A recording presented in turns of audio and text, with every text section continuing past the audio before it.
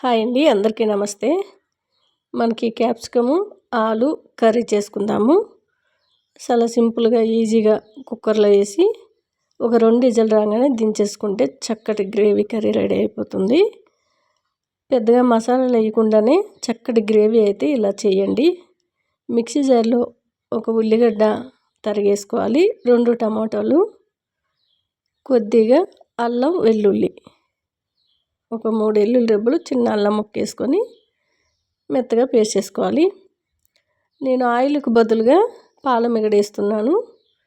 పాలమిగడ ఏంటంటే నేను బర్రెల దగ్గర నుంచి పాలు తీసుకొచ్చి అది మరిగిస్తే చిక్కటి మీగడ అనేది వస్తుంది. అది నేను వీక్లీ 1 టైము మరిగించేస్తూ ఉంటాను. ఇలా డైరెక్ట్గా మనకి కర్రీస్లో కూడా వాడుకుంటే బాగుంటుంది. ఏంటంటే మరిగించేటప్పుడు మీగడే డైరెక్ట్గా నేను ఒక బాండీలో వేసి స్టవ్ పైన పెట్టి చక్కటి నెయ్యి అయితే తీసేస్తూ ఉంటాను. అది మిక్సీలో వేసి వెన్న కాగబెట్టుకొని నెయ్యి తీస్తే ఇదంతా పెద్ద ప్రాసెస్ అనిపిస్తుంది. అందుకని నేను డైరెక్ట్ మీగడతోనే నెయ్యి అనేది తీసే వీడియోలు కూడా చాలాసార్లు పెట్టాను. ఈజీగా నెయ్యి తీయడం ఎలా అనేది మీరు కొట్టినట్లయితే చక్కగా వస్తుంది, చక్కగా తీసేసుకోవచ్చు. చాలా నీట్గా నెయ్యి అనేది వచ్చేస్తుందండి. మనకి గోదావరి ఉంటుంది కదా, దాంట్లో కొద్దిగా బెల్లం వేసుకొని కానీ షుగర్ వేసుకొని కానీ తింటే టేస్ట్ చాలా బాగుంటుంది.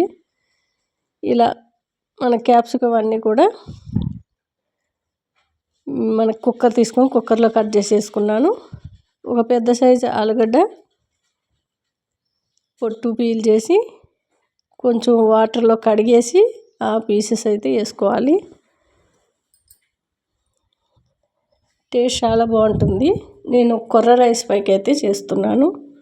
మీరు చపాతీ అయినా రైస్ అయినా చేయొచ్చు.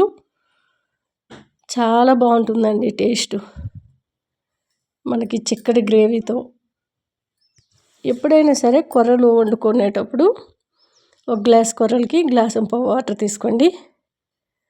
అప్పటికప్పుడు వండే కంటే కూడా ఒక గంట 2 గంటలు నానబెట్టుకొని కొర్రలు అనేటివి వండితే బాగుంటుంది. కొద్దిగా పసుపు, కారం, కొత్తిమీర, ఈ రుబ్బుకున్న టమాటో అంతా వేసేసుకొని కొద్దిగా రాళ్ళు ఉప్పు వేసాను. మిక్సీ జార్ కడిగి కొద్దిగా వాటర్ తీసుకున్నాను, అంతేనండి. బాగా కలిపేసి స్టవ్ హైలో పెట్టి 2 విజిల్ వస్తే సరిపోతుంది, చక్కగా ఉడికిపోతుంది. మూత మాత్రం చల్లగా అయ్యాకే ఓపెన్ చేయాలి, వెంటనే ఓపెన్ చేయకూడదు.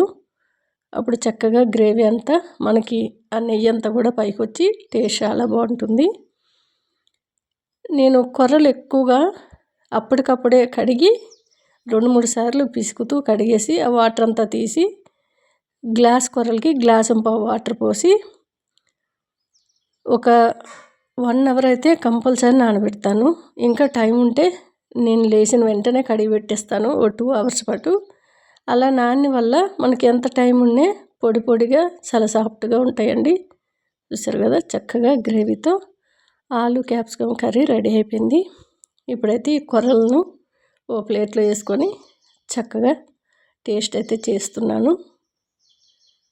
చూసారు కదా, మనకి చక్కటి గ్రేవీతో కొర్రలకి ఎప్పుడైనా సరే ఏ కర్రీ అయినా కొంచెం ఇలా జారుడుగా రసం అయినా లేదంటే పప్పు అయినా ఇట్లా గ్రేవీ ఉంటే తినాలనిపిస్తుంది.